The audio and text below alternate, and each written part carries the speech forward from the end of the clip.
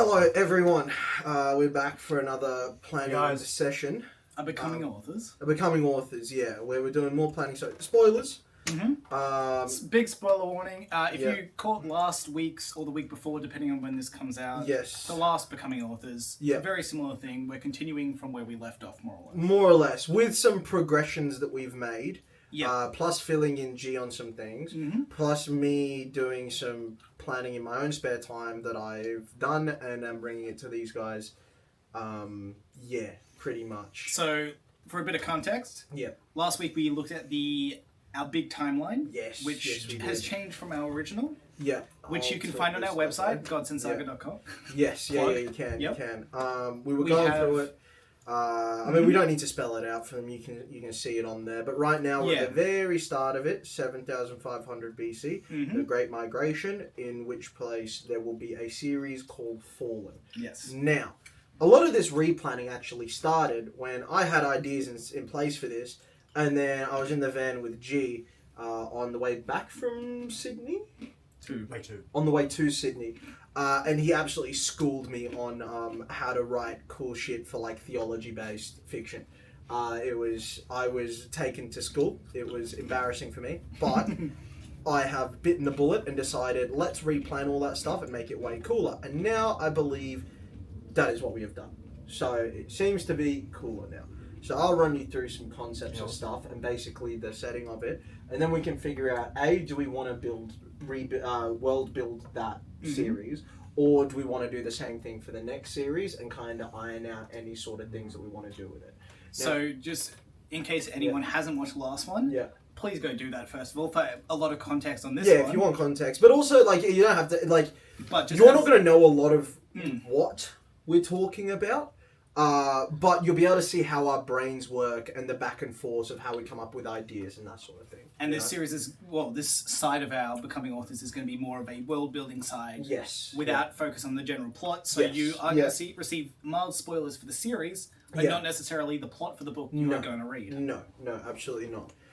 So I'll go over with you guys what I went over with you briefly on the phone, and I'll bring G in. So we're doing the Fallen plot. Right. Now, that's the major one that's like theological, like what we were talking about. With theology. Deep ties with especially Christian theology and that sort of stuff. Being able to pay homage to it without stepping on its toes, keeping the same moral code whilst also adding new things in the mix in terms of storytelling, right? So going to that, 7,500 years ago, and what that 7,500 years ago is going to be is the equivalent of the Great Flood. Right. That's what the start point is. This event takes place before that. Yes. And leading up to it, and then there's that, which is 7,500 years ago, and then there's the current set of people. Right. So, is just tying some things together. I was just thinking pre-flood, PF, but our series is called Fallen.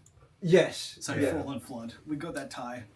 Fallen Flood. Just the F. Oh yeah, here's another F. Fuck you. Pre-fall. Yeah. Pre-fall. Pre-fall and post-fall. Yeah. I mean, so going over the timeline, actually, I've gone into what you brought up to me.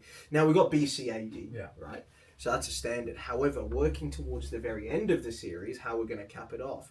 Now, the final two series, and you'll pick up on this straight away, are going to be called Tribulation and Revelation. Yeah, nice.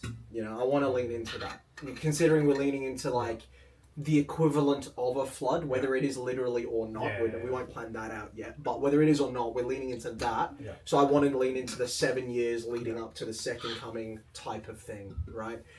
So that's going to be the final one. Sick. And then, so the third time, so we've got BC AD, and then after Revelation, we're going to have AE, which is Latin for the Eternal Kingdom. Which was going back into what you said before about bringing back the souls and the sort of eternal life that takes place after, right? So I wanted to lean into that, like you came up with. Do you want to give a little more context on any of the planning stuff you did, or? Yeah, that's what I'm going to do now. I'm going to go through it. So, us too. Right. We just. We spent both like an hour. Honestly, it was just ideas. And then I came back, I left one note and I didn't know what it was on about, so I kind of had to reshape from there. Yeah. But I had figments of what we talked about. Okay. So that's where we'll go from here. So, going on for it. I don't know if you're aware of the word specifically. So God sends the ambrosia. Yeah. So later on in the series, that substance, that liquid, is going to be called valor, right? That's what that liquid is going to be called. Now, how I've done it, all right? Here's my idea. Valor is heaven. Yeah. Okay. So souls upon death, upon moral goodness or whatever, go into the valor, right? That's what it is. It's like I'm not lent in too heavily into how physically it works, but essentially it's a river of souls. It's like and it's the souls of those who have blessed and died, right? So upon death they go to the valor. I've also valor is also the essence of creation, right? Okay. Right. So to create Earth in the beginning, valor was at its core. Everything spawned from it. Yep. So it's basically the essence of creation, the essence of God, that sort of thing, right?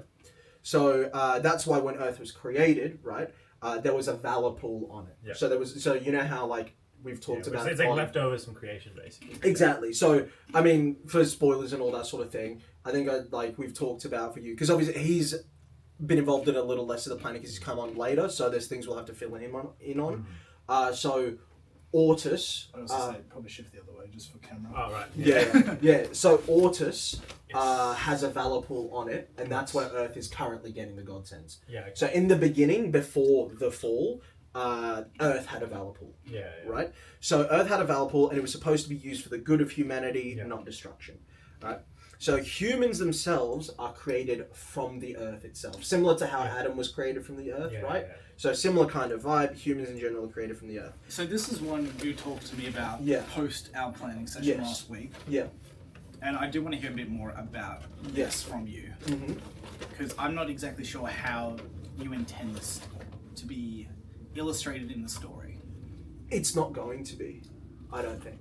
Okay. I think it's just one of those things where you know how at the beginning of Genesis in the Bible, there's not really it's not really a descriptive thing. It was there was this, and then there was this, and then there was this, and then this happened. It's like a thing that happened, but it's not it's not a plot point. Exactly. I'm thinking that's how we describe the initial creation of the Earth, so to speak. Is that likely to pop into the Fallen story at all? I think only at the very end.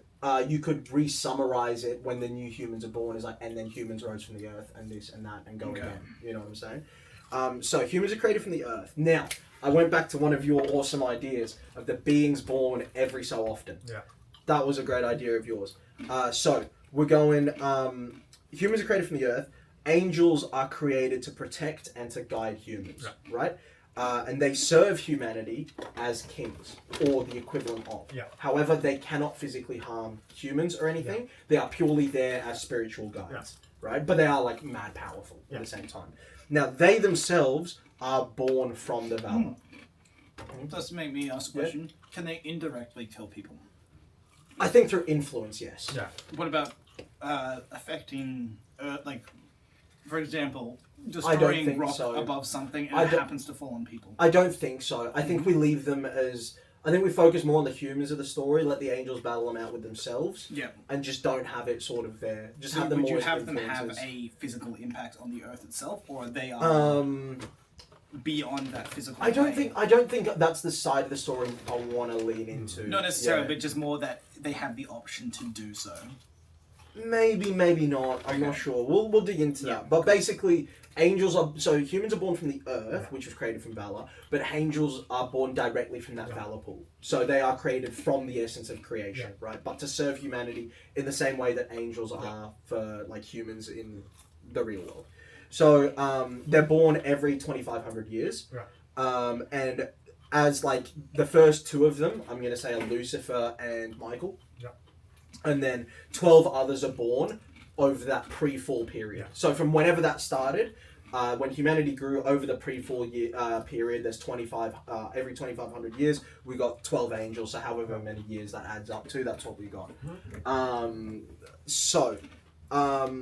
Those are the first, they serve humanity as kings. So then over time, you've got these 12 that are there. 7 of them, Lucifer and the other 7 become demons, kind of leaning into that side of thing, falling away from God.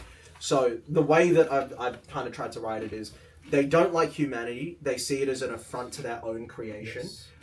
They believe humanity was meant to be subjugated under them, but they cannot harm them. So there's nothing they can do about it directly, right? Therefore, they use temptation and the like. That's the way I'm talking about, where I want to lean into the biblical stuff. They have human puppets. Who do they? Exactly, that sort of thing. You know, like humans can still see them. It's not like a possession type thing, but it's through their influence and what they do and like that sort of thing. They corrupt their minds. Exactly. That's why I wanted to lean into biblical thing without having them as like these raging warlord type things. You know, like leaning more into the temptation side of evil. It gives the protagonist a fighting chance as well. Yes, exactly. So they want to turn humanity on itself to destroy itself and get them to act outwardly from God, basically. And so what one of them does is, I think I'll get to this bit. I'm gonna move this later on. I'm gonna write this note up here. Explain what you're writing. Oh, I'm just notes that I've already talked about, but I noticed I didn't have written down. That was all. More just because this is a video. Yes, it is. Be engaging, asshole. Shut up. So humans are in advanced civilizations. This is one thing that I want to start world building together, is what those civilizations are. Now, I'm thinking we lean into the idea of pandemonium, like how that's Lucifer's kingdom. Have that be a city. So, for a bit of context for the viewers, I am I am not religious. Yeah. Unlike you two. Yeah. And I have a bit of an idea about Christianity just because I was vaguely raised with it. Yes.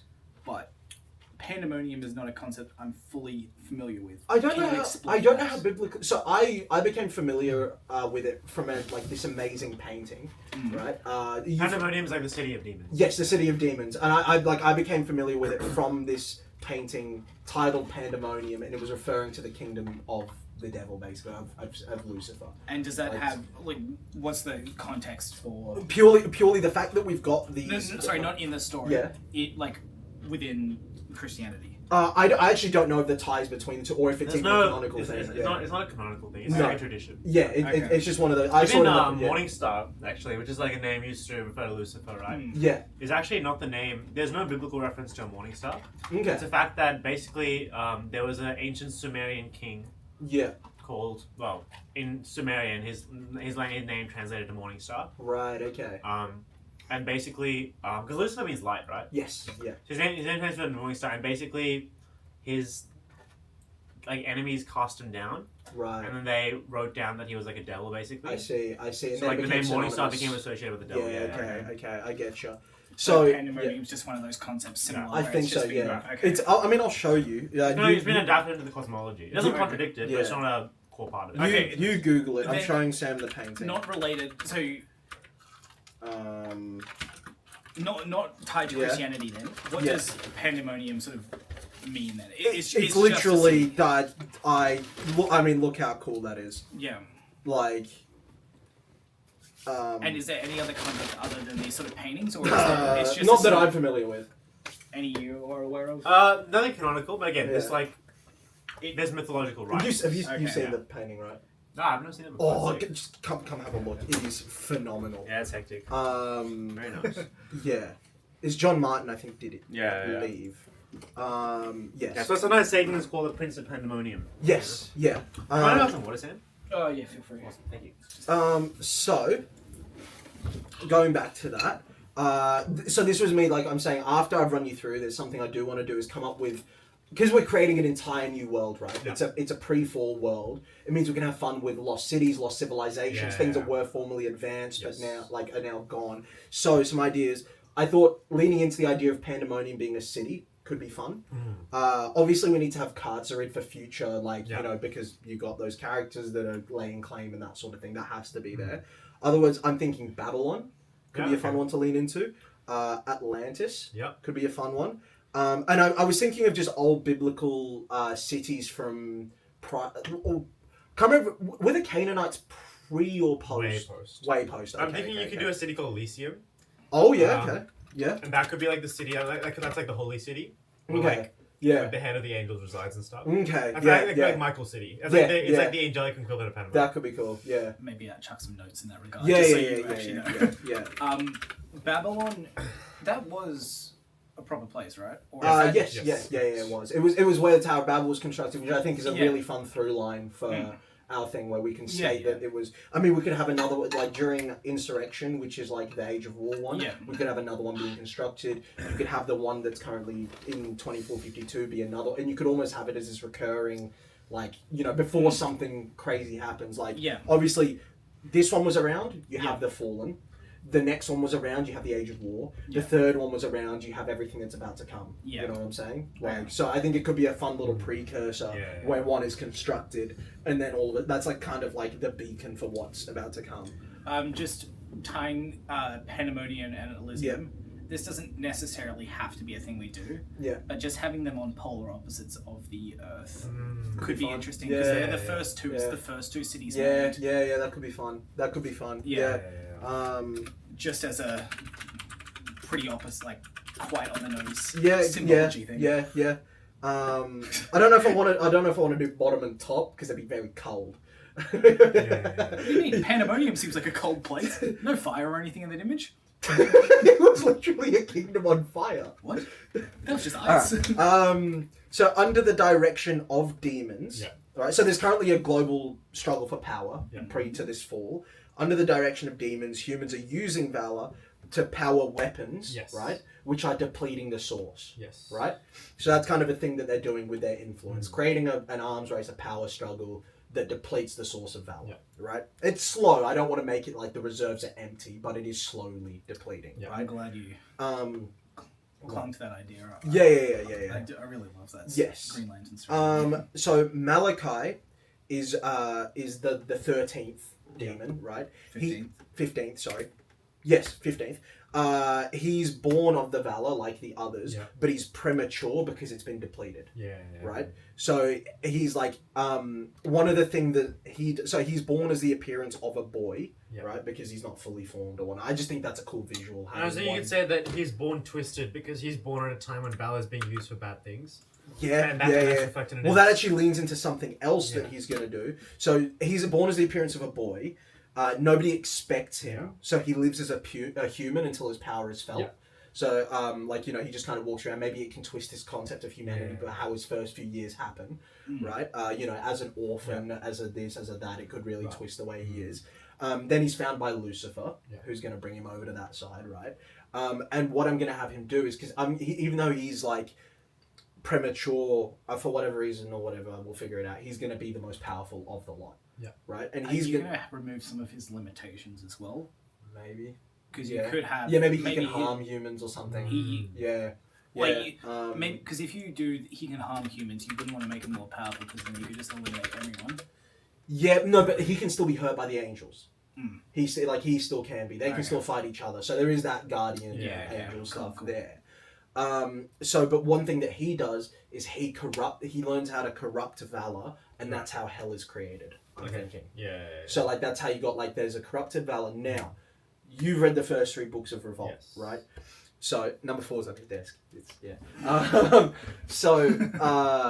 that, I've talked about the demon's breath. And I talked about the whole Nephilim thing. Now, this is where my idea comes to it. That demon's breath stuff, that sort of red blood, the vapors, all that is corrupted Valor. That's what I'm going to have that be. So, big spoilers. This is spoilers for our series, so skip ahead. Just do this. Do that one, So we were initially having the Black Hand stuff. Yes. The drug in that tie into then Demon's Breath. Yes. Is that still going to work?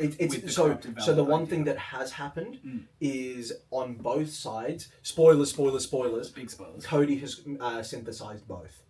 So that's why he's able to create Godsends. Okay, and so that's also why he's created. Yeah, they're both synthesized. So it's not straight from the source. No, good. Both okay, are that synthesized. doesn't affect anything. Yes. Sweet. Does that mean he can artificially create Valor? Yes, that's how all those his little crew has got their Godsends, and they don't have the limitations of the stamina and stuff. Big further spoilers. I thought that was hearts. Huh? I thought that was heart consumption. That's how they gain extra. And that's not his boys directly. Oh, okay. In general. So what he's done is, again, big spoilers. He's implanted some of his projects with extra hearts as a thing to sustain more of them. Yeah. But the consumption is something more revolt based. Yeah, okay. Cool. That's something I've written in book 4. Yeah. So that's the corrupted valor. So that's what I've gone with for that. I do just want to harp on about this synthesized valor. Yes. Is there any soul implications for this? I think it's something we can explore. I think that's like an open goal for us to sort of explore into, of like Cody stepping into more than he's aware of. Okay, cool. I like it's something, or we could have it as. Again, this is the second Transformers reference in 2 videos. Oh, no. You know how they created the false Transformers, but that were soulless? Yeah. That were a similar sort of thing. Okay. You know, are you familiar with that Transformers movie at all? No. It was like the one where they created like... Set in Hong Kong. It was like, the 4th one, right? Yeah, it's 4th. Yeah, the humans basically create their own Transformers out of this substance. Yes, exactly. Yeah. So they're just kind of like these soulless Transformers. So... something akin to that, I suppose. Going from spoilers into Transformers is just funny. Skipping ahead to this. So after he creates Hell, Malachi, despite looking like a boy or whatever, he's the most powerful, and he's crowned King of the Demons. Right. So he is like the top dog sort of thing, right? So going on, Malachi begins using his power to create the Nephilim. Okay. Right? And what that is from the corrupted valor, in the same way angels are born from valor, the Nephilim are created from corrupted valor, right?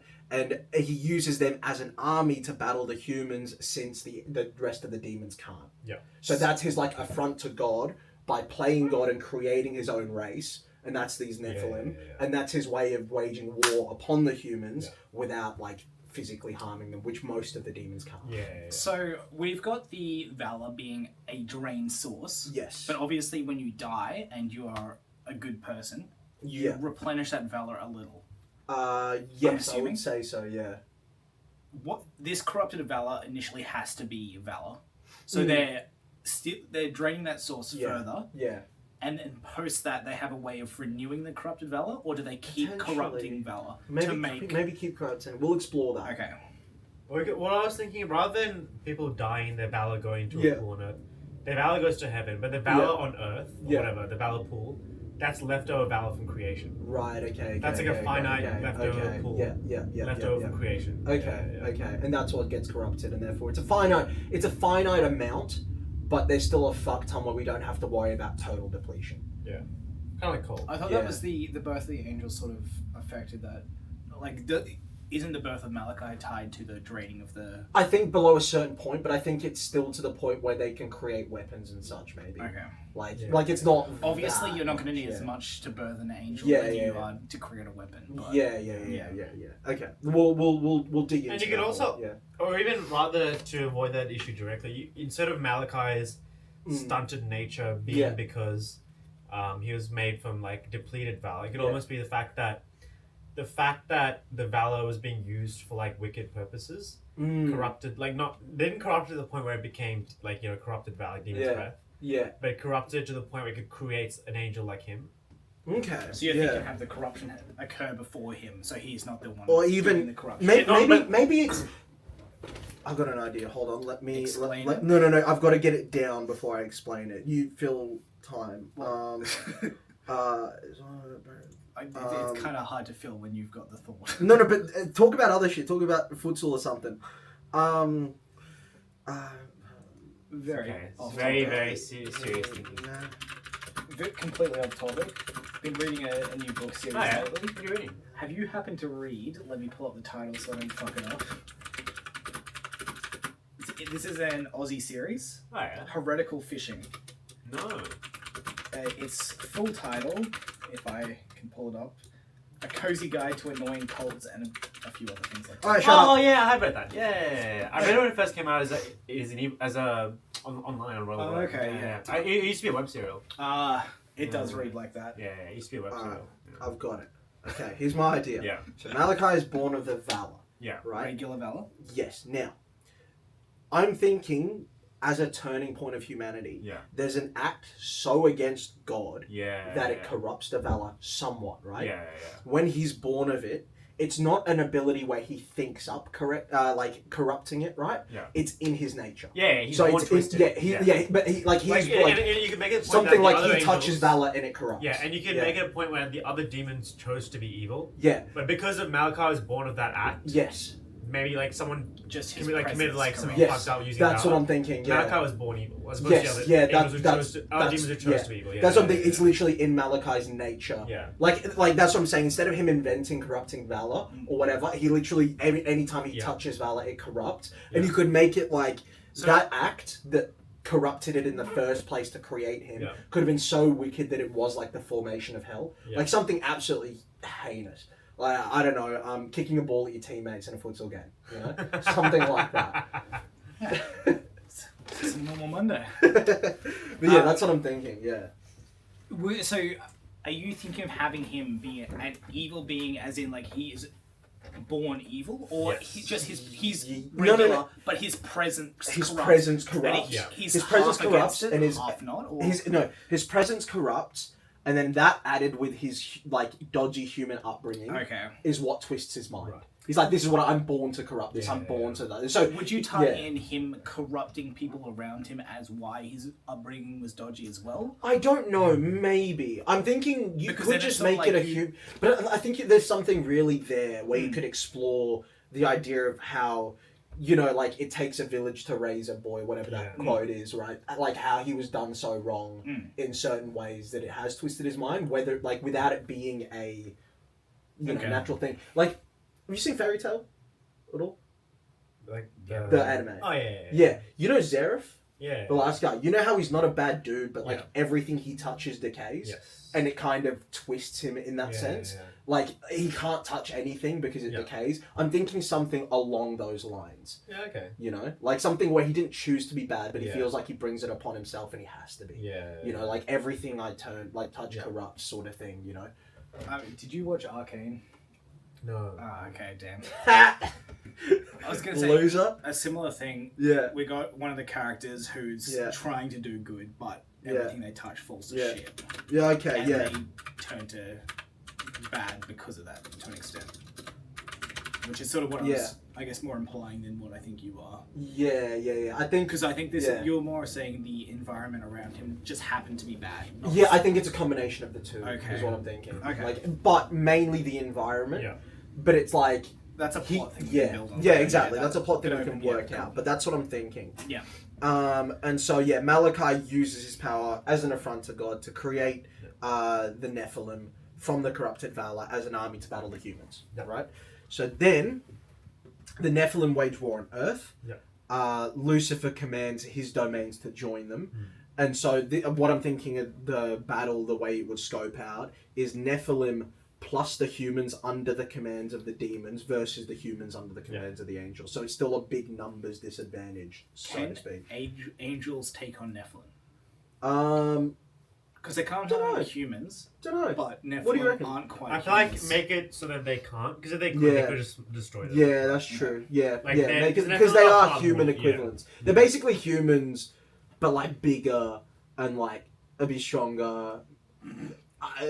You know, like, kinda. Yeah. Well, if they're not really, like, corruptible and, like, I don't know, green? I don't know. Yeah.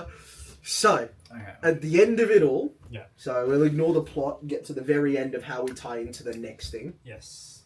The demons are sealed away in the planets by the angels. Now, have I brought to you, at some point, obviously. Have I brought to you the concept of the sky not being real?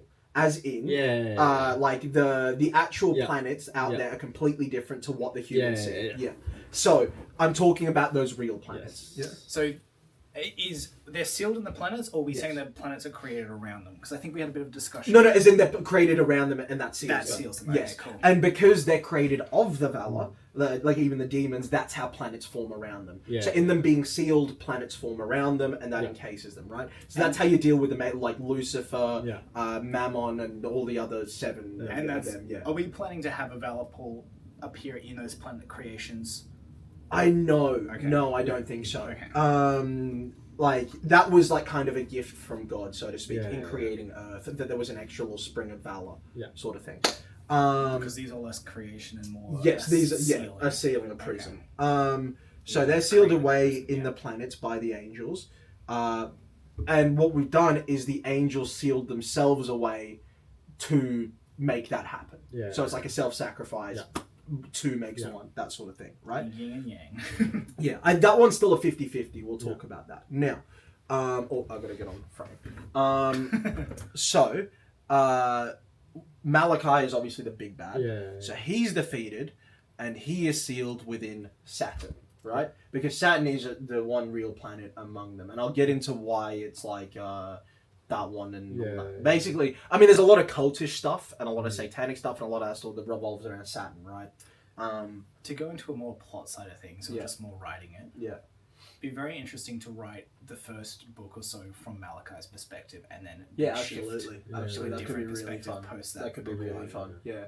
Book 1 or book 2. We could do him going up once. Exactly. Yeah, that could be really fun. A completely different human perspective after that. Yeah. Could be very interesting. It's like his upbringing is just him stepping on the metal side of rakes and then hitting him in the forehead over and over again. To remind you until he's evil.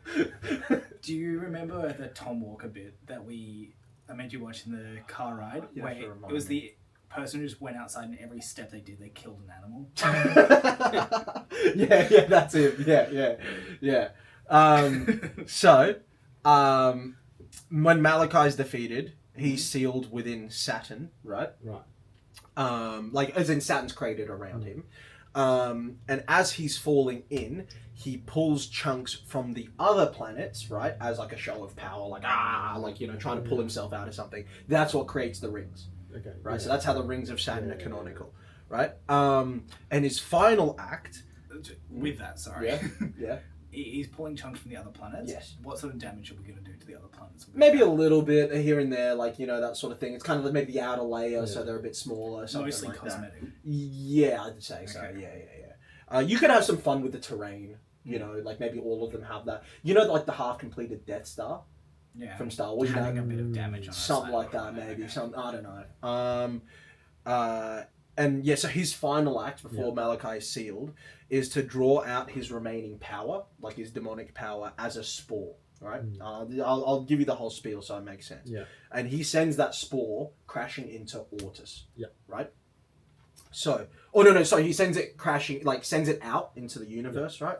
And then I'll get to Ortis in a minute, right? So the Nephilim are sealed within Earth, right? Which cuts off that natural flow of valor. So once they're sealed, that seal cuts it off, so Earth itself has no more valor, right? But unknowingly, with sealing the Nephilim away with the remains of the valor, the inside, the hollow Earth, the valor's corrupted, right? So that'll come up way later. Yeah. So then I'm gonna have a little bit of God step in. There's a revelation received to all who served God, the ones who fought on the side of the angels. The earth will be wiped clean, akin to... So basically what I'm running with is Noah, but it's not one Noah. It's a little platoon of Noahs, basically. They're not all going to be called Noah. Noah 1, Noah 2, Noah 3, Noah... Up Noah to the power of it. So Earth will be wiped clean. This is what, the revelation. I'm not going to have it in God's voice. I'm just going to say they all foresaw, right? Earth will be wiped clean. Ortis is created by God with a clean pool of valor, right? As a gift to them. Yeah. But they have 7 days to flee Earth. And so that's God's gift to those who served him on Earth. He's I'm going to start again. God's going to start again on Earth. Here is Ortis for you guys. Make with it what you will. And here's my final gift, sort of thing. To go into a bit of plot. Yeah. I think I've got a potential image we could use for the god. Let's go with a mostly white figure. Very pale skin. We're not doing glow stick, for fuck's sake. No. No hair. No. Shut up. Except for all Shut up. Right? No, we're not doing that. Get keen for Goober coming out in a few weeks. Yeah, I might just post it this weekend or something. I don't know. So, the ships that leave Earth, right? So they basically all bundle onto ships. It's a bit of a makeshift job because 7 days, but they flee Earth, right? And there's a written number. Because that's a biblical number, 144,000. Because that's the amount of people that survived the Revelation or something, right? Yeah, so 144,000 people. And I also think that's a good amount to populate those planets. Yeah. You know? There's a decent amount, right? 20,000-ish on some, and then 40,000 on others, and whatever. I think it works. Is that enough? I think so. For a full planet? Yeah, because over generations it'll spread, yeah. Yeah. Yeah, this is like 7,500 years ago, you know. What if the birth rates aren't good? Well... all of humanity is descended from like... No, God decreed that there would be no plastic in the air and in the ocean, so birth rates were alright, you know? So they're not horny people. Well, you know. So too much about that. So their ships aren't adequate, Yeah. so not all of them make it to this new planet of Ortus. Yeah. Many crash land on the surrounding planets, Yeah. and that's how you've got the civilization spread, right? Yeah. Because, and we can come up with a better reason if need be or whatever. At the moment, my headcanon is they had 7 days to flee as per the decree. They couldn't put together this, like, this is their first time of, like, space travel and that. So they put together what they can, and that's why it's like, and it kind of spreads. But we can get into some sort of interference or something like that. How many planets do we have that aren't Saturn? 7. So we have 7 angels. Yes. We have a potential for 7 kingdoms. Yes. You could just make it. They made adequate ships, but they just sent off 7 different directions. groups. But the idea was that Ortus was the gift. The other planets were prisons. Like that's kind of the you wouldn't be like, who would want to go to the prison planet as opposed to like this promised land I don't know. after you've just fought for God. Australia's pretty cool. Yeah, definitely. Okay, so they land on the surrounding planets. Now, going back to that spore that has been drifting through space, that lands on Ortus, right? So that is found by an Orcian, who will go on to be the leader of the Khazzi, right? So he finds the master spore and is given these instructions, right? Like when he touches it, he hears Malachi's voice or something like that, right? And Malachi says Earth doesn't belong to the new humans, and what he wants him to do is what? Newmans. All right. Malachi says Earth doesn't belong to the Newmans. Thank you. Right.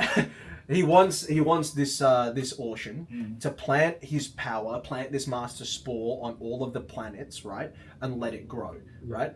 And when it grows, it turns into like the cubes that we've done so far. It's basically a big forest of these obelisks, right? That's what spores out of it. Yeah. And don't forget that is him. That is the that's the rest of his power is that spore, and that's how it manifests itself in these cubes, right? So in doing it, making it go, once the master spore is planted, right, it can be reharvested after a certain amount of time, then put on the next planet. So that's how it works. It's taken, put on another, taken, put on another planet, right?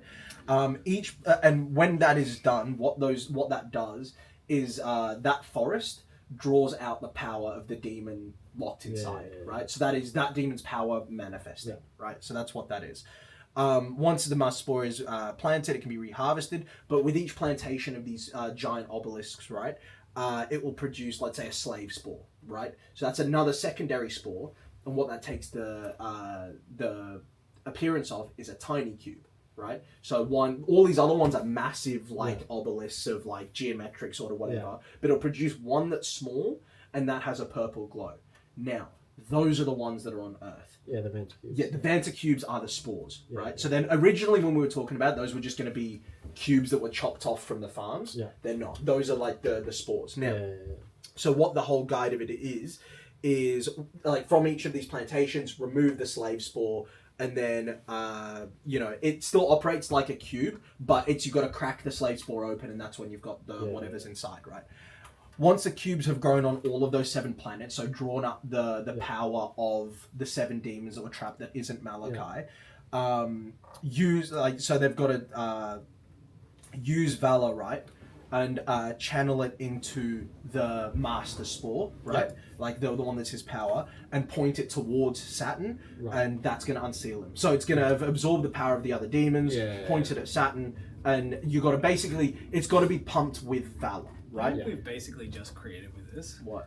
The mother boxes from Snyder's.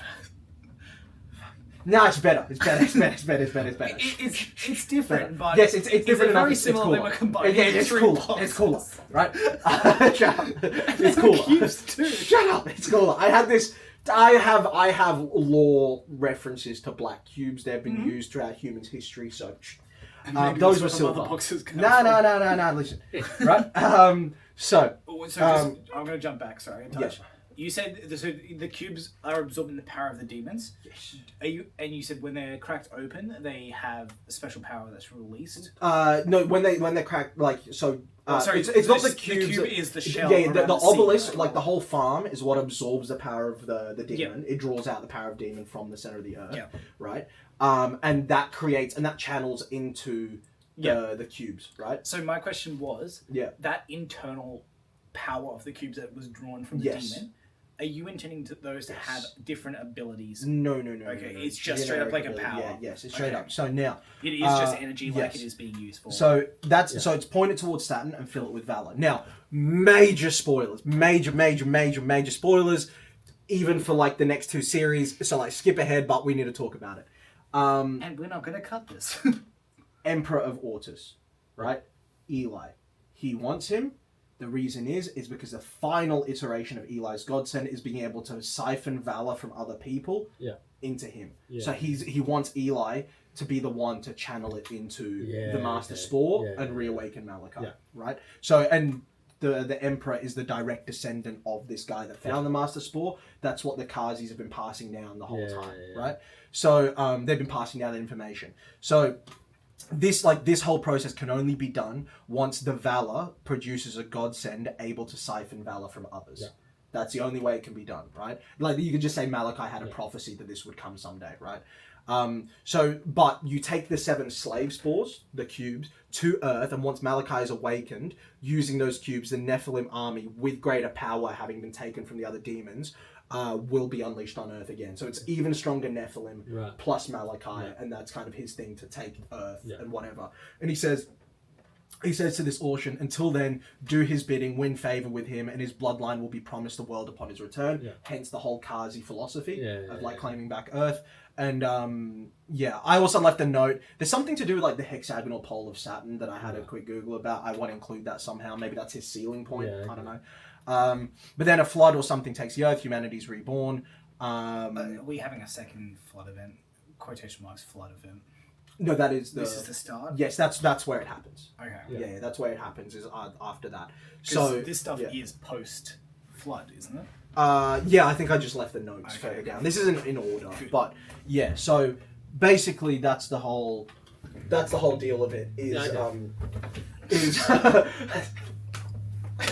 That's the whole deal of the world building. So now that's what. So the Vanta cubes themselves. Yes. The Vanta cubes themselves are basically spores inside them. They're going to be used to awaken the Nephilim army. To awaken the Nephilim army. Or like Malachi's going to do that once, like as one big procession. And that's basically the whole, because spoiler, the Emperor of the Ocean army is a Khazi, right? Yeah. So he gets in there. That's a whole backstory. Yeah. I think Griffith from Berserk. Yeah. He's not meant to be part of the royal line, but he gets in there, that sort of thing, right? So so he's a Khazi. He's basically been told he's passing it down. Eli is also one. He wants Eli to do the whole thing, and that's how he wants. That's his whole plan, right? So that's basically the Ocean War, what it's all building to, right? Yeah. So that's basically explanation of the Vanta cubes. Now, what's inside the cubes is what does that, but the fact that they're sealed within cubes themselves gives them the same power as the big obelisks, which are modes of transportation. Yeah. So you can move between them as portals, so that those cubes could also be used as that. So to touch back on the angels and demons, were you intending them to have special powers at all, or just general power? Yeah, I don't know, because I haven't really explored it. The only reason I think you could potentially do a special power is Malachi has the ability to teleport, which is why his his power. Because they should all be able to teleport. Because the whole point of the angels and the demons is they're beings of vast power. Yes, but they can't directly. They can't harm human beings. They can't harm mortals. Yeah, so they have to act through intermediaries. Yeah, right? We could all give them all a generic sort of set of they're basically they're basically as far as a human is, they're basically gods. Yes, yeah. Pretty much, yeah. They're not just humans with special is that they're essentially to a human being, they might as well be God. Yes, that's how above a human they are. Yeah, but they can't hurt. Yes, yeah. So it's purely influence, purely that. But they can fight each other. Yeah. You know, that's what I'm thinking. So, yeah, that's and also this race, they're not Ortians. Obviously, Ortis is the one planet. Yeah. That's the new planet. I'm thinking, for the sake of fun history and all that, I call them the Anunnaki. Yeah, okay. That's their race. That's what it's going to be called going forward. Because I think, why not? You know, it's... Wait, the people who... The Oceans? Yeah, the Oceans. Or you could call them the antediluvians, which means... Diluvian is like a flood. Yeah, Antediluvian is someone who has seen the flood. So they're the people, they're the people like... Maybe that's what they call themselves, and the humans have dubbed them the Anunnaki or something. Okay, that could be a cool... How do you spell that? Ante... Yeah. Deliviun. Something like that. Let's... Antediluvian. You set it up. You'll figure it out. Wait, let me make sure I've... While you're doing defined. Oh, I got it right! Almost. Yeah. Wait. Oh, I got it! Wait. Yeah, I got it right! Yeah. No, you didn't. No. Oh, I got it right! Yeah, nice. You know, it only takes you a few tries. You eventually get something right. I've missed bashing you. So, the ships going to the other planets that go off course. Yes.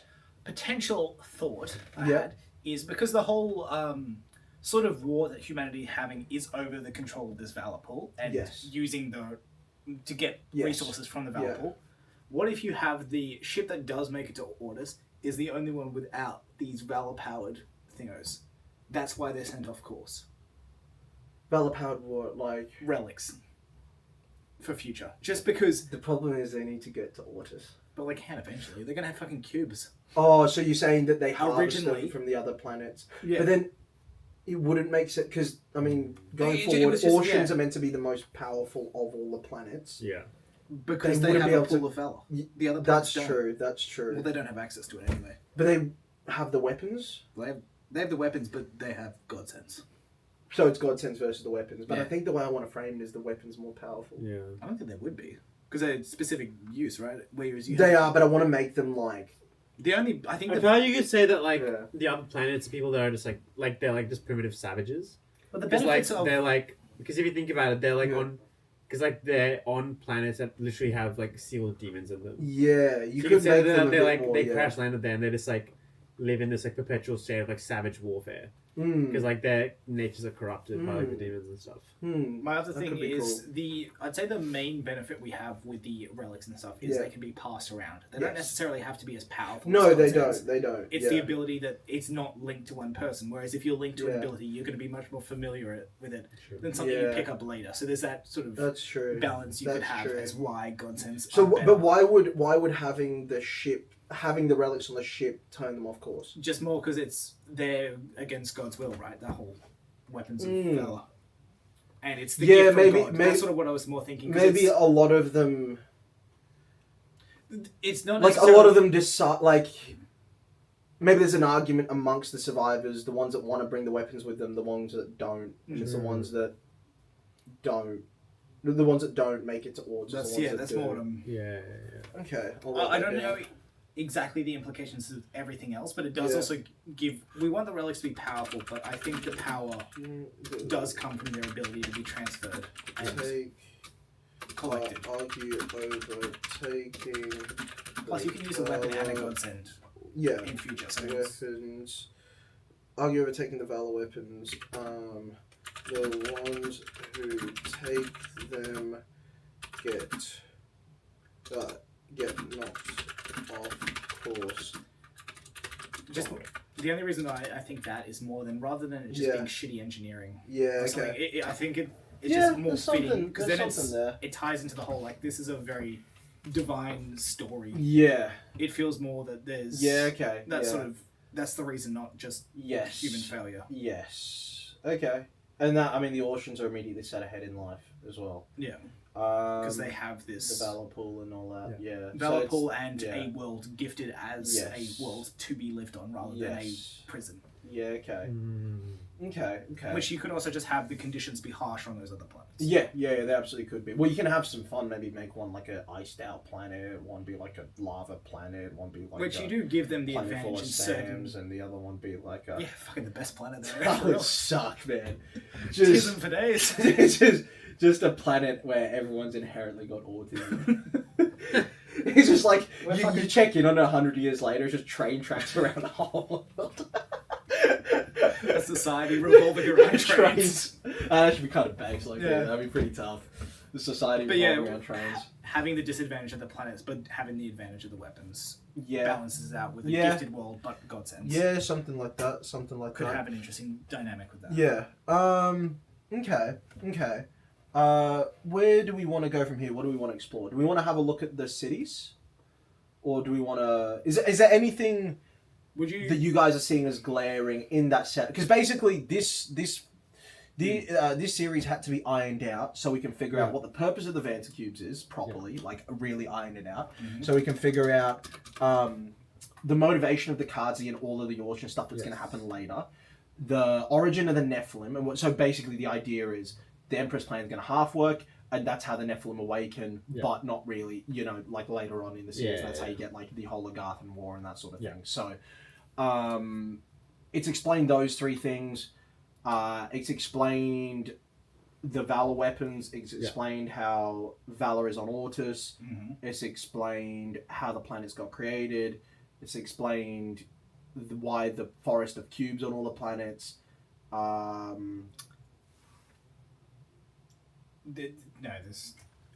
can touch on that later. I'm going to write a note. Keep going. Okay. Is there anything else you think we need to explain going into, I suppose, before we start really jumping into the world building side of things,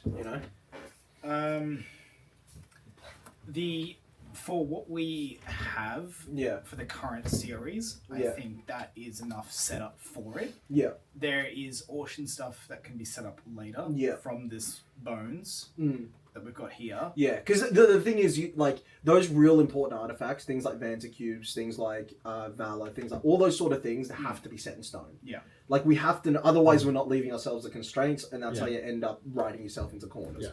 Like, we have to know the rules on all these things and what they're intended for, because otherwise you kind of get lost by them. Yeah. So, are you seeing any glaring issues or any stuff? Or anything that you see as an open goal, or anything that you see as like... Nothing that I can see. Like, it all ties together pretty well, I would say. How do you feel about it in general as... No, I think it's a good cosmology. I like it. Yeah, okay. Yeah, I like it.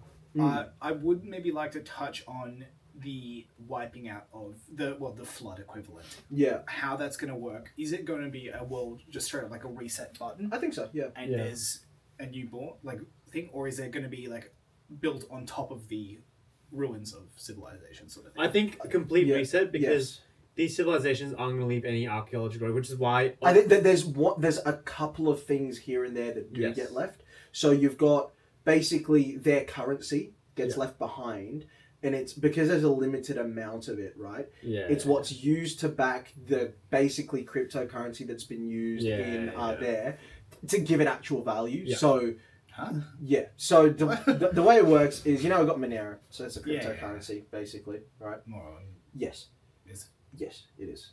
That's what it is. The equivalent coins and shit. Yes, there is. So that it's just a way that it can be traded instead of via thing. It can be done with coins and stuff as well. Was that not something developed in a reign of situation? Yeah. Yes. However, but adaptation. No. So it is. Okay. But what happened is it was because you've heard of the concept of backing Bitcoin with gold, right? Yeah. It's the same thing where, right? So it's the equivalent of you've got this cryptocurrency, but the thing is. So giving you a bit of a money history lesson. Thank you. What we currently have now is a fiat dollar. We have a fiat currency. Now what that means is, way back in the day, banks held gold. Yes. Your $1, for example, you could go to the bank and you could trade that for the equivalent in gold. Because the dollar isn't a dollar. The dollar is just... It comes from a concept called promissory notes. Yes. Which is basically you could issue, banks and governments issue them, and basically said this note entitles you to this much amount of gold. Right? Now what happened was... This is the actual currency. America was in a very sticky situation in the very, very early 70s / late 60s, right? Globally. And a lot of countries wanted to take back their gold that they'd invested into America, right? So what Nixon did is he separated the dollar from gold and basically said the US dollar itself is what we're thinking. Now, just a quick jump in point, sorry. This is why gold rushes were such a big thing. Well, gold is just always it's actually kind of the other way around. It's not that gold rushes weren't a big thing because the currency was backed by gold. The currency was backed by gold because gold is valuable. Yes. It's kind of like the other way around. So gold, silver, and other things. There's, I could Google it, but I can't be bothered telling you all of them. Basically, there's certain things to make a currency a good currency. Yeah. It's got to be divisible, limited, and like a few other, like as in a limited supply. Divisible? As in it can be separated out, like into smaller chunks and all that sort of thing. Yeah. So there's like a couple of basically things that make a currency a good currency that's sustainable. Yeah. Okay. Now, what Nixon did was separated gold from the dollar. He's like, you can have your US dollars back, but you can't have your gold back, essentially. And in doing that, it's created a fiat currency. Now, there in humanity's history, you've had 2,000 currencies just beginning with the letter A and B. That are fiat currencies, basically a paper dollar or something backed by nothing. They've all fallen to zero at one point or another. Because it's paper. At the end of the day, it holds no value. More and more of it can be printed, inflated. Every time it, like, I mean, what was it, between 2020 and 2021, it was like the amount of dollars in circulation doubled. Yeah. So over that year or two, the dollar was halved in value. And obviously you can't really do that with gold because there's a finite amount. You can't just print more gold. Yeah. So gold is something that holds the value of what a currency is. It's why throughout humanity's history, gold, silver, and things like that have retained their value. They've always been valuable. It's why I recommend, if any of you guys here are like investors, get precious metals. They're a good investment. I do know that they've gone up quite rapidly. A lot. It's really crashed now. It crashed a bit now. A little bit, but still, like, so you're never gonna be in a bad place. Because I'm also just gonna put a disclaimer out: do not take it financial. Yeah, it's not financial advice, but just like, just do what I cover. It's shiny, right? Like you want some. Tasty too. Yeah. So, what I wanted to do as a legacy of the reign of what we're talking about. As a legacy of that character, I wanted him to create a sustainable currency, right? One that can be used moving forwards. Yeah. Now, how he was able to do that was he took a cryptocurrency, but tied it to a physical thing. And what he tied it to was basically there was a giant fucking like, not vault, but like basically a giant, what's the word where you find like a... Cash? Yeah, but like an amount of something, like where you find a hoard. There was a giant hoard of basically currency from the previous incarnation that was the equivalent of precious metal. Yeah. We can call it what we want, like we can come up with a new thing for it, but basically that currency was found, and now with Monero and how much of it is, it's equivalent to a finite thing, right? Which each country holds a certain amount of them, right? It was signed in the treaties and stuff when that character was in power. It was signed that each countries would be given their allocation. The range. Right. Yeah. So I like that. Yeah, I think it's very important to make sure that this is only found after after all the Raijin stuff. Yes. We want it to be that there's no other real traces of the civilization in history books. Yes. Yeah. Exactly. So there is going to be stuff though, because there'll be stuff, but not enough for in the same way that today we debate it. We go, was Atlantis real? Was the we want to be at that level of exactly. It's like we know the Babylonians exist for as a fact, but we don't want that level of certainty. No, exactly. We want to be more like an Atlantis sort of situation. Exactly. Like where some it's of more myth than reality. Yeah, like the ones they talk about, like the Mayan ones. There's like a substructure there and that sort of stuff. So basically, we will need to then basically cover up the old rather than wipe out. Cover up the old civilization stuff. It'll be wiped out, but they'll be like. It will still say, you could just be like the stuff like the vaults and everything. Yeah. It's the stuff that's like very deep underground anyway. You could say it was within the first semblances of Gavantium, like it was encased in, and that was how they discovered how to make that or something. You know? Like something like that. Oh yeah, explain that, sorry. As in you could say that the things that were survived, like for example this hoard of coins, you could say that it was housed within the original creation of Gavantium or something, and that's how they discovered how to make it or something like that. That gives some interesting implications that Gavantium is like an anti-god material. Anti-god material, how would that be? Because he couldn't affect the stuff in it, so it's sort of like... Well, no, but it wasn't... His whole thing wasn't to kill off all the stuff. It was to reset life. Yeah. Basically, not. It was just so happens that the other stuff was. Yeah. Killed. It wasn't like a targeted destruction of every single thing. No, exactly, yeah. So, basically going back to the currency, so what Raijin did was, he was the one that combined, like, the cryptocurrency backed by, so each country has a certain amount, and when it's traded and that sort of thing in real time, it's the equivalent of, so you can go back to your country, theoretically, right, and trade it for this amount of coins. So it just means there's a finite amount there, and there's a finite amount of the currency. Why did you want to tie that to a prehistory thing? Or prehistory? I just wanted to come up with something precious and something whatever, and I figured gold is too far gone to do something like that, and I thought it'd be a fun thing to have lying around. You couldn't have him make a new thing? It would have to be something that can be mined or like found more of or something, and like there's a certain qualities it's got to have. I figured it'd be easier just to create something like that, you know. So it needs the ability to get more of. I think stuff. Yeah, but also like finite amounts as well, sort of thing. Like there's a whole bunch of things. I can actually send you a video on it if you wanted to explain to you. It's like I'm happy to accept. Yeah. But that was just one of the legacies that I wanted Raijin to have. Okay. And so that's why we've got that, and so that's one of the things that's left over from that world. So we obviously, in modern our book setting, we at least need the idea of a Tower of Babel to exist. Is this in 2452 or our time? Both. I mean both. Yes. Yeah. I mean, depending on when. I mean, at the time of the Age of War, you could have America create something. Yeah.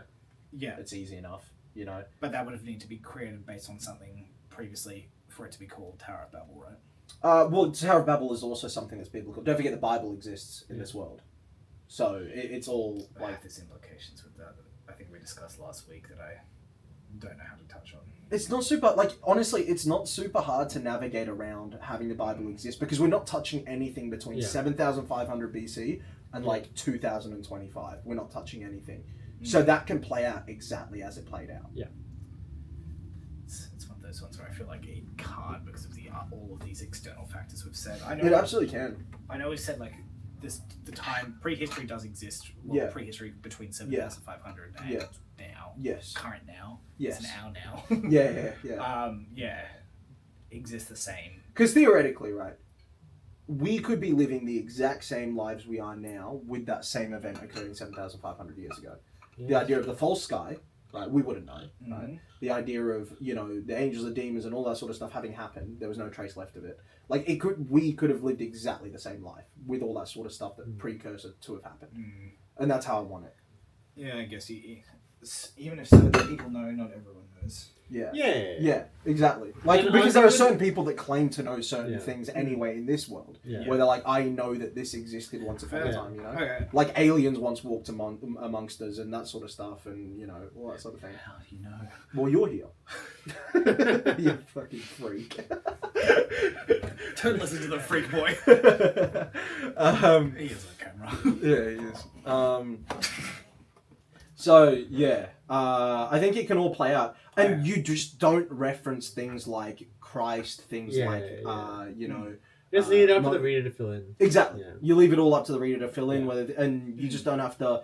Faith can be there. Yeah. You know, like if you wanted to... Everything can literally play out exactly the same from that point onwards. All we're doing is a pre-flood, like, our own take on it, and then carrying on from there. Yep. And, you know, making up our own ending, I suppose, of, like, revelations and stuff.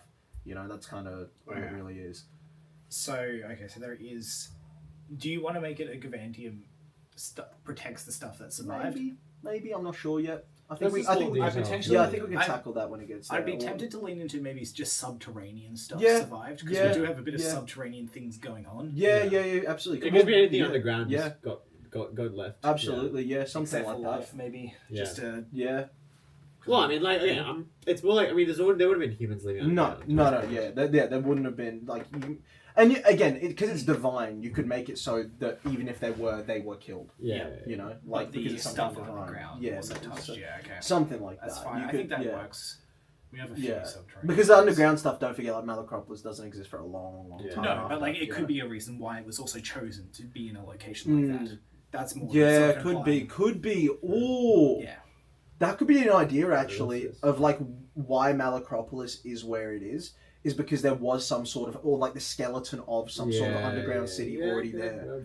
Because that explains the infrastructure and stuff. Because it is a major task creating something like that. You could have had like a skeleton of something. That's something worth writing down. Because this it's actually perfect for this one. You probably do need it in Fallen as well, just with the reset sort of thing. Created skeleton of city where all pre-falls were found. Yeah, that explains it to me. Good. I hope so. Yeah, it does. Yeah. Go further down where you've got the flight stuff. Yeah. No. I'll do it in the world building section here where we're talking about cities. I mean. No, I'd say you want to put it down with the flood stuff because that's the stuff that survives. Yeah, but I just want to make sure that we create some like an underground civilization. All of the civilizations could have underground stuff. They could. I think it's more fun to have it be a specific people because of maybe where they live. Some of them have more underground stuff than others. It was more just having because you don't want a single pocket. Yeah. Because just with locations. I'm just thinking purely for Malacropolis. Yeah. Okay. Yeah. Then we could just lean into it being a flood. I think it's fine enough. I feel like I'd want to separate from the flood, but maybe the idea of a flood is what's implied to those the Newmans. Yeah, that's the idea they have. I mean, honestly, you don't even really have to touch on what happened. No, we don't. You could just be like, and then something catastrophic happened. They've still the survivors of the flood, the Newmans. Yeah. And then. She kind of went bad. So, I don't know, got wet or something? Yeah. Bit of water, never hurt anyone, quote. Someone that didn't die in that flood. So I think, Okay. Is there anything else you want to touch on the Fallen before we start kind of like delving into little things about it? The escape ships stuff, I think the method of escape still maybe needs to be touched on, but not necessarily now. Okay, that's fine. It's more just creating something cohesive Yes. that can set a guideline for us for the upcoming stories, you know? Definitely. It's the relics that we're planning. Yeah. A lot of them have ties to ancient things. Yes. Which the level of technology of the ancient things doesn't seem as advanced. As in, wait, ancient, explain ancient. So, what are your friends about ancient? Yes, before the fall? The relics that we are, the Valor powered weapons and stuff. Yeah. I know initially, I don't know if it's still the case. Yes, it will. The idea was them to be artifacts and stuff that are considered through history, like. Yes. I can't think of a specific example, like the spear of something. Yeah, Longinus or whatever. Yeah. You know, like things like that. That sort of stuff. They don't seem highly technologically advanced, but we're calling them technologically advanced civilizations. Yes, you can just be archaeotech. It's like technology that's so advanced, it looks simple. Yes. It looks like a sword, but underneath it, it's like it's like 10,000 years in the future. More just making sure because don't forget the reason they have their names is because of the oceans that came back to Earth. I know that, but just more the appearance of those. They look very archaic. Yeah, they do. They look pretty, and even if they do, like I think archaic, not even archaic, but just that's fine. Raw they look and like simple. That. Yeah. It's more they have this stuff, but the ships that they or whatever, however they're getting two orders, it's making sure it ties back into that. So that they have making sure that the way they get there still ties into the relics and stuff, like the other technology they have available. Yeah, okay. Because you couldn't have like a rocket ship from today's time tie into... No, but it's also, don't forget, these weapons aren't technological. Not necessarily. They are just weapons filled with valor. But you'd also go for technological stuff if you were in that time, right? I think you would, but I think there's also certain things that trump technology, right? Like, for example, if you had superpowers... certain things wouldn't need to be invented. Yeah, right? so I think it's more like they had to if there's like things like transport, like quality of life, like that sort of stuff. They would have had high tech stuff. Yeah. Like very high tech, but like because they had weapons that could like split a mountain. It's like you wouldn't need they wouldn't bother inventing like bazookas. Exactly.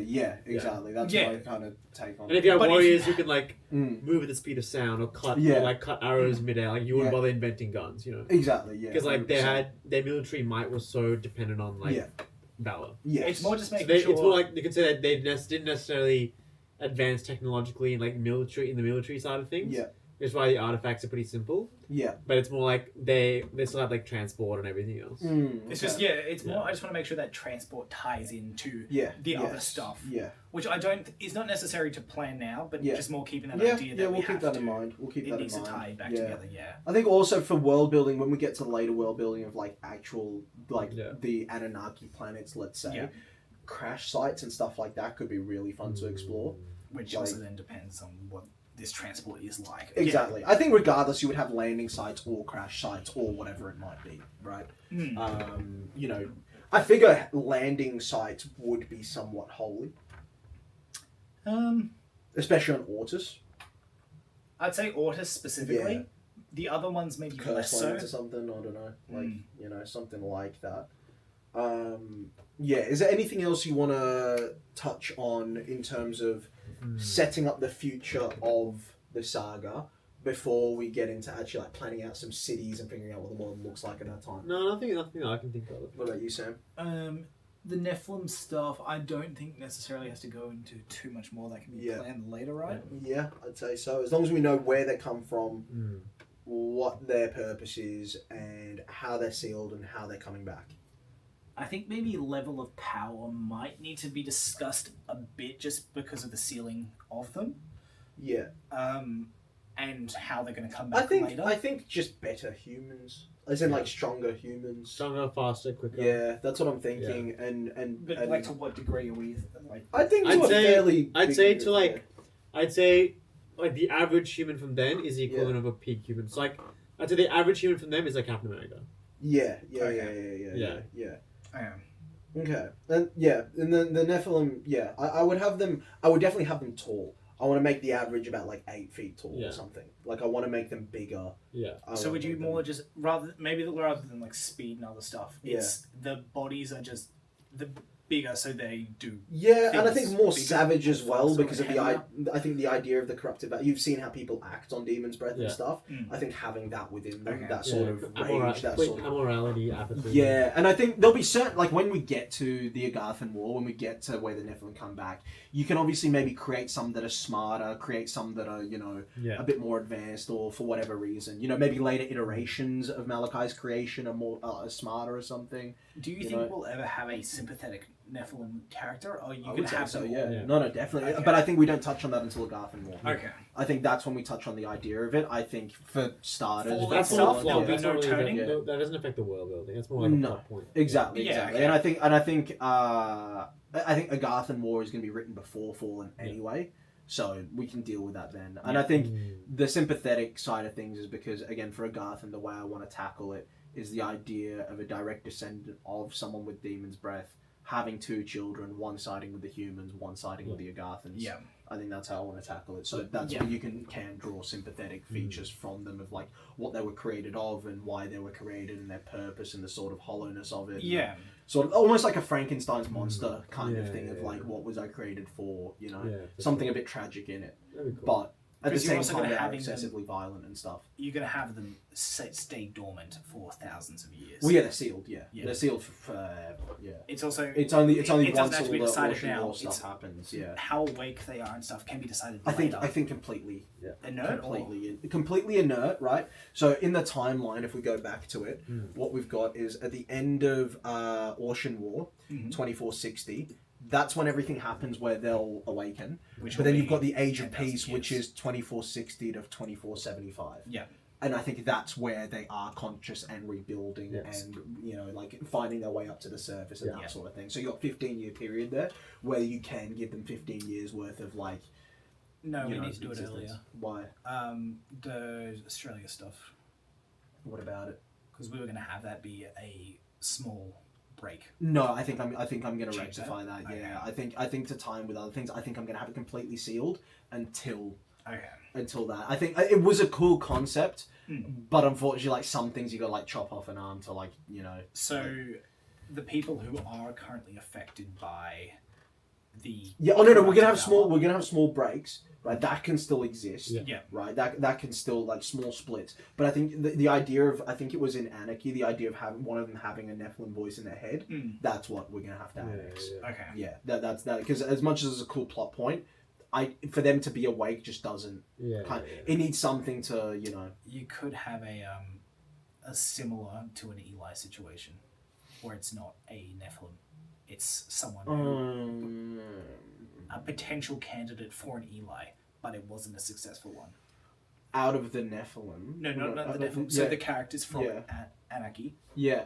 Having the Ocean King think one of them has an Eli like a potential. He's not going to be different Ocean King, but like a predecessor. Yeah, someone similar to the voice thing, but that just wouldn't tie into the the face full of demons breath. No. It wouldn't tie into that. It'd be a separate plot point. We can do a separate plot point of a previous Eli, sure. Yeah, as a potential option that didn't succeed because it didn't get. It would have to die off pretty quick though, because otherwise you get an ocean invasion very fast. Well, you can avoid all this stuff. Yeah. It doesn't necessarily have to be a Nephilim guiding them like awake. You could say that area at the outback in Australia, it's where the seal is the weakest. Yes, it is. And that's why you do have the miasma. Rather than a specific Nephilim, like a specific Nephilim giving instructions to someone. Yeah. It's more like almost like a collective. The collective malice of the Nephilim race is like subconsciously seeping through. Yeah, I did keep that actually. The only thing I did remove was the voice. Okay, so there is rather than a specific voice, so the almost like it's almost like little like whispers. That's more what I was referring to. Oh yeah. The miasma is still there. That stuff's rather than the voice, it could be like little like whispers. Like it's like from the subconscious. Something like that. Yeah, whispers of malice and destruction and chaos is like floating, like just kind of seeping through. Yes, it's like you could say like the seal is like the weakest in that area. It is. Yes, it's like some of their subconscious influences are kind of coming through. Or even just the malice attacking the subconscious, so that the subconscious is the voice they hear.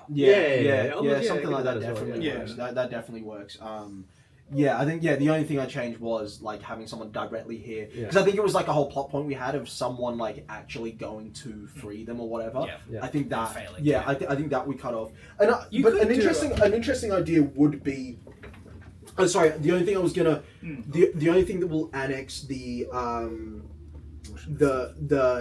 Eli before Eli is this current emperor is the first one to get the throne. Doesn't have to necessarily be the emperor. It could just be someone. You could do something like that. Yeah, like it's someone else. Being the emperor doesn't really have an impact on the speaking to Eli. Yes. It could just be someone in a similar leadership role of Kazi. That's true, yeah. Something like that. I mean, he could be. They could have their own little kingdom off on one of the planets, and he's the king of that, or something like that. You know, you could do something like that. But that's later. So getting back to, I think that's pretty much everything for that. Let's get into the world building side of things. Mm-hmm. Let's expand out on this world. So. There are 14 plus Malachi, 7 good, 7 bad. Mm-hmm. Do we want to give all of them a domain, or do we want to have... I'm thinking what we do is we have 14 city-states. Yeah, okay. So what I'm thinking is rather than... And this makes a reset easier as well. Rather than sprawling empire, like a sprawling civilization, humanity is concentrated into 14 city-states scattered throughout the world. Yeah. And those city-states have vast domains. Yes. Right? How do you explain, just as a thing going back on, because I do like that idea, how do we explain away every 2,500 years a new one came and there being exactly 14? Is it, like, once a new one comes, he's promised a certain land? He finds an empty part of land. Okay. People like... Because, there would still be empty land. You just start, you just divvy it up slowly. So you start with Michael, he had everything. Yeah. Lucifer comes along, he gave half the land to him. But it doesn't have to be that. It's more because they live such lives. This is a technologically advanced society, right? Yeah, it is. Being guided by divine beings. Yeah. They live such lives of plenty and surplus. Yeah. They didn't need to endlessly expand their borders. They were very content in what they had. Would that fit into the nature of those? Considering they're in sort of, well, especially later on, they're in a sort of arms race. I suppose you could start. No, but the arms race only starts because the demons happen. Because the demons aren't demons from the beginning, right? No. They initially started as angels, and you can say, and over time they began to hate humanity. Okay. And then the cities expand, maybe. And that causes the cities to start into a state of war. So when. But in the base state, they're just these sort of self-sustaining city-states that lived in harmony and contentment until the half the angels were bad.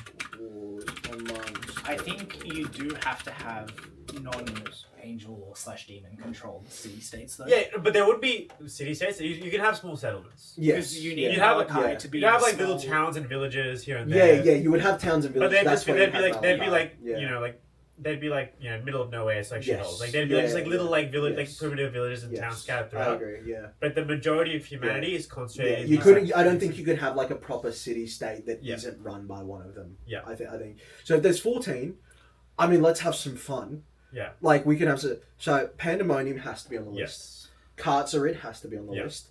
Babylon, I like. Yep. Atlantis, I like. Elysium, I like. Yes. The Underground City. What do we want to call that as the fifth? No, okay. Just before we get to that, do we want to just still roughly have the Earth shaped like with the continents? Yeah. Fine. Cool.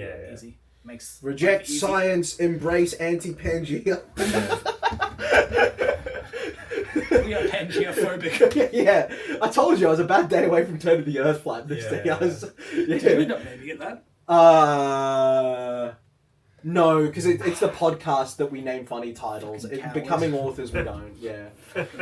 Okay, so the Underground City. Yes. Do we want to lean into the idea of Agartha? Like, because obviously we've got Agartha coming later. Do we want to double use it, or do we want to call it something else? You know what would be cool?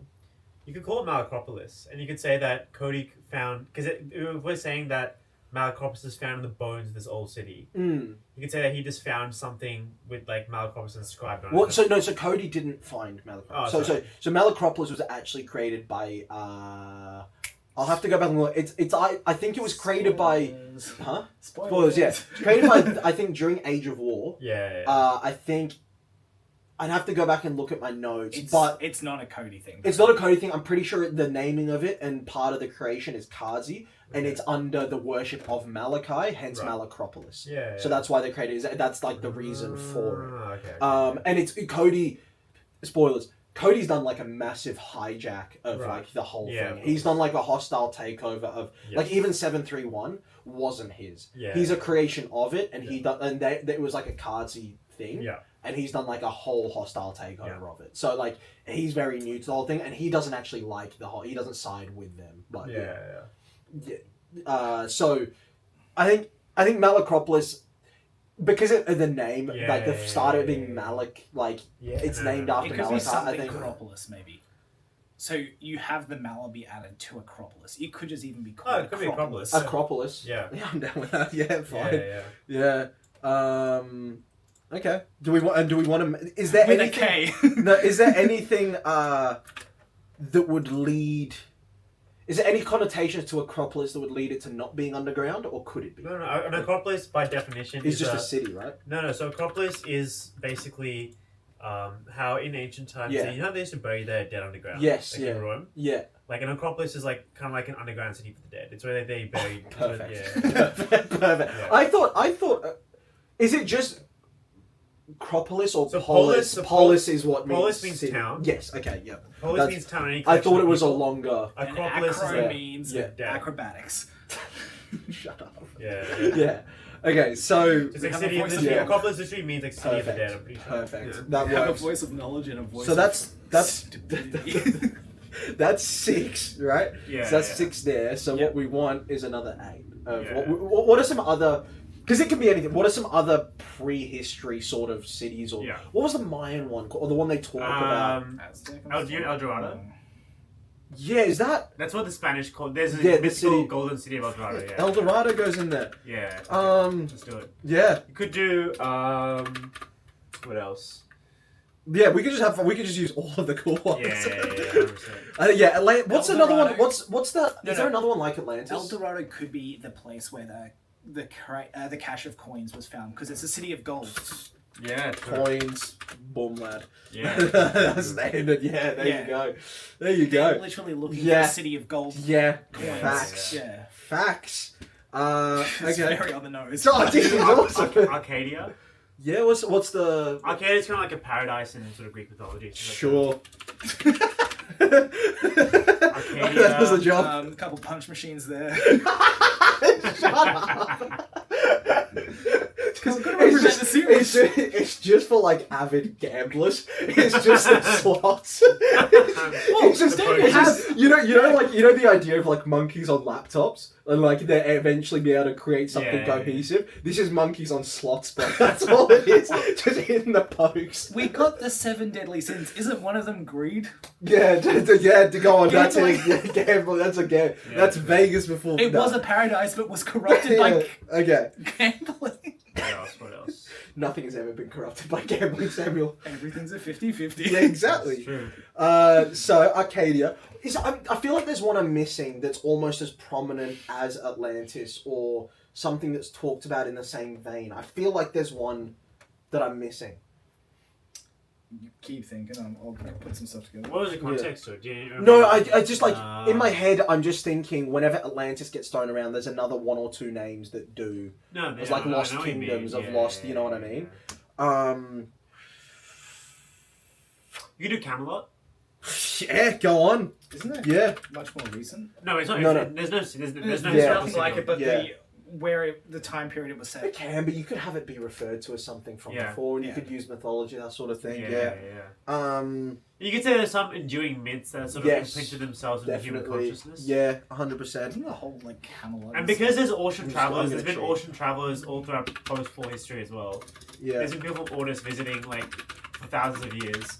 Yeah. I'd say a lot of the myths are from them as well. Yeah, for sure. No, that's what a lot of. I mean, the oceans themselves are the pagan gods. Like that's what they are. You know, and so a lot of their tales of like you could like the origins of those pagan pantheons. Could be stuff from back then. You know what I'm saying? This could just be me speaking a touch in ignorance, but a lot of the ones that we're thinking of are of, I guess, Western. Like ancient civilizations. ChatGPT is supremely anti-racist, and it will tell me of other ones. Okay, well, Lemuria. That's the one I was thinking of. Yes, that was the one I was thinking of. Yes, Lemuria. Yes, King Julian is in charge. Really? I like to move it. What's the stuff with Lemuria? I just remember hearing about it. It's like an ancient kingdom of the fossils between continents mythologized by a vast continent in the Indian or Pacific Ocean, home to, we just ignore all that and just make it a city-state. Yeah, okay. Shambhala. I told you it wasn't racist. Come up with Eastern ones. Agartha, yeah. Shambhala. Yeah. Oh, chuck it on the list. Yeah. We can always chop some off. Yeah. It's done with an S, mate. Shambhala. Yeah, go on. It's Shambhala, mate. You forgot the I did. Shalabala. That's what they're called. That's okay. There's 1, 2, 3, 4, 5, 6, 7, 8, 9, 10.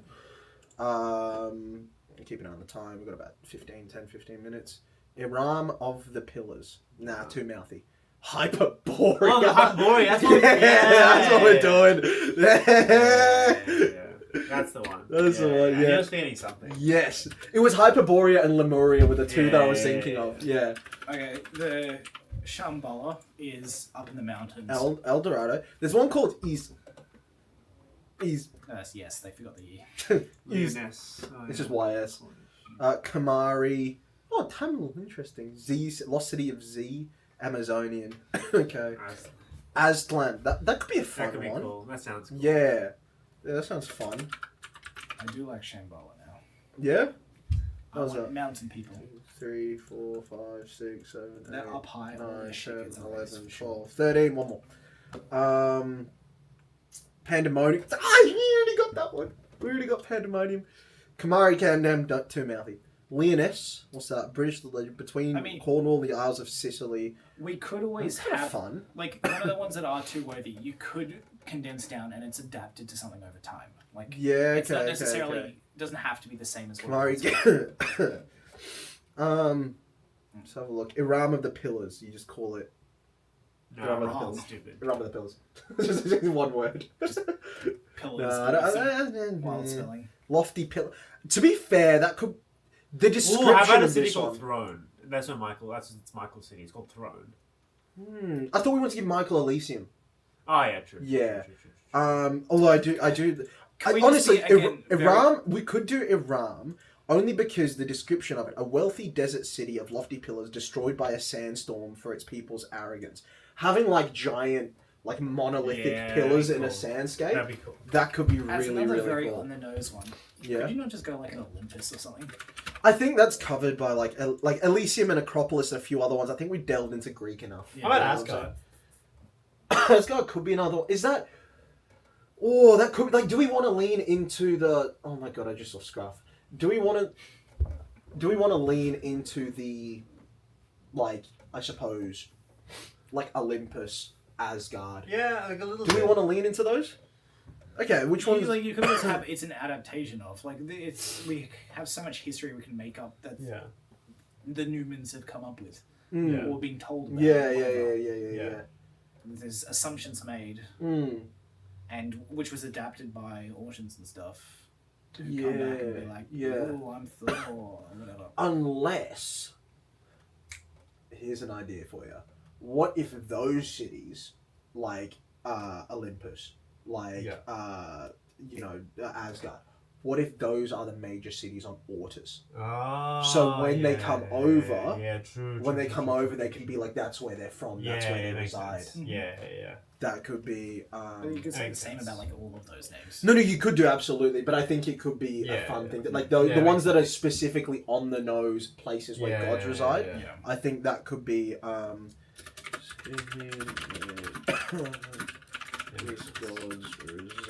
So, I think we stick to the theme of lost cities for these ones. Out of these, is there any we want to get rid of for the purpose of saving them for Ortus? So, Pandemonium, Khazarid are good. Babylon's good. Atlantis is human enough. That's fine. Iram is human. Elysium, is that? Yeah. I think it's fine because we've got Pandemonium. Yeah, that's Having good. those polar Acropolis, that's purely a like a real human thing, right? It's just Eldorado's human. Arcadia, is that human enough, or is that It's obscure enough. No, I'm trying to think if it's human enough, or basically could you attribute it to that's where Oceans came from? As in, does it fit more with Atlantis and Lemuria, or does it fit more with Asgard and Olympus? I'd say more Atlantis and Lemuria. Okay. What about Camelot? Yeah, I'd say as well. Yeah. Because Camelot, like, the whole idea was supposed to it's disappeared. Yes, okay. Lemuria does, Shambhala, Hyperborea, Aztlan... Wait, I'm gonna go... what are all the equivalents of Asgard and Olympus? God, ChatGPT is so good for this sort of stuff. Really? Like, it's so pathetic for, like, creativity in terms of, like, you know, like, as you can see here, this is the correct way to use it. We have had ideas, but instead of Googling what the names of them are, we just use this to provide a list of what they are, so that now we can actually provide names to our ideas, instead of going... No shout-outs! You know, it's so much better. Valhalla, Tirnanog, Avalon, Svaga, Mount Meru, Elysium is in there. Yeah. Elysium is a realm, it's like one of the realms of the dead in Greek mythology. Yeah, okay. It's the good one. It's like the equivalent of heaven. Okay. Yeah. Okay, Greek cosmology. Yeah, okay. We could replace Elysium with Throne, and Throne is like... Yeah, hold on. I'm gonna change... Homes of the God. Kunlun would be a good one. What is? Kunlun. Yeah. Yeah? Not for... absolutely. Yeah. Pagan gods. Specifically homes of pagan.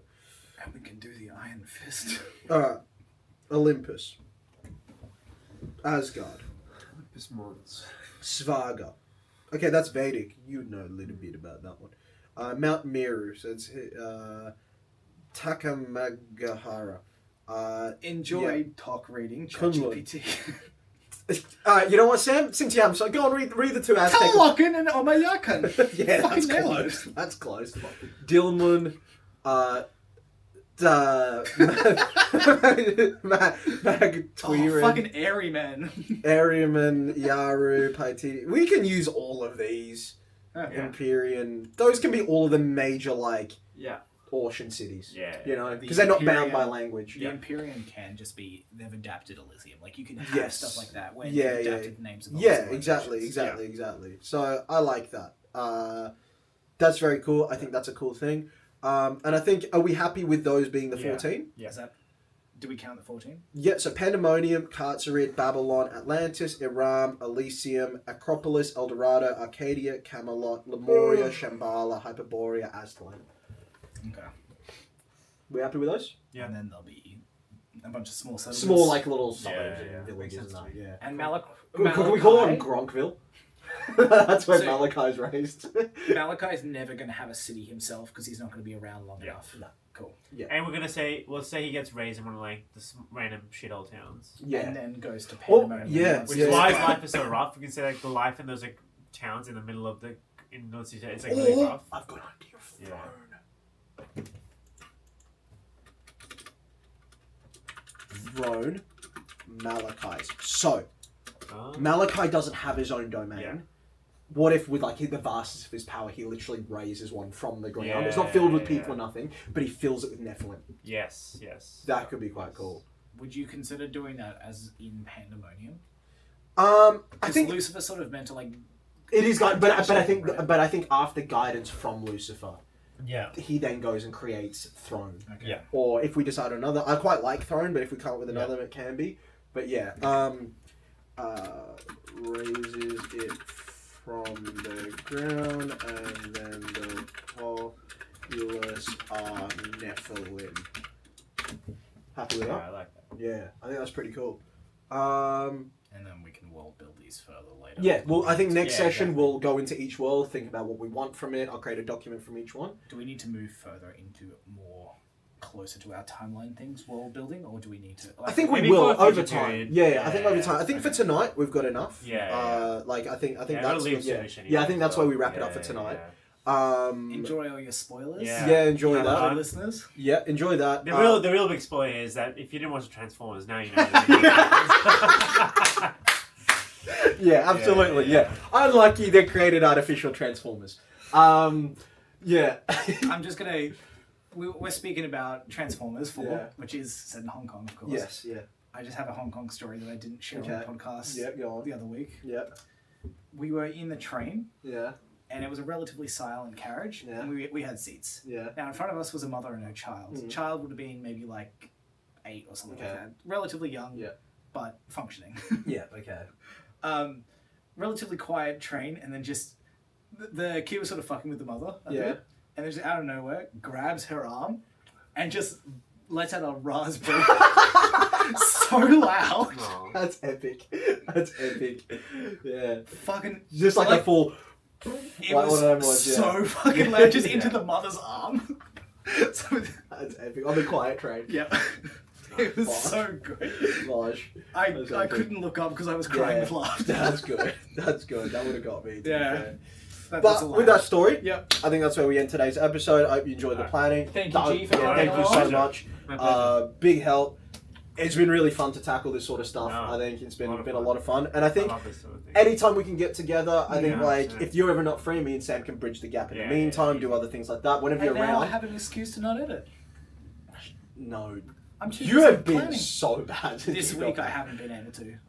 Because I've got overtime fucking bullshit with work. I know. I just want to get on with it. We've literally given ourselves 6 months. Yeah. Okay. And I've been fucked over. You know you're going to end up having to edit like an absolute madman. Yeah, but that's going to happen by March. Yeah. Well, you need to get Tandem out for January anyway. Yeah, which is the next step. Which is by 2 weeks, Okay. Short story coming soon. All that. Like, subscribe. All that. I hope you enjoyed it. And I think we just, with these planning we just slowly work our way through the story until we've got the world building for all of them. That'll be a lot of fun. All right. Cool. See ya.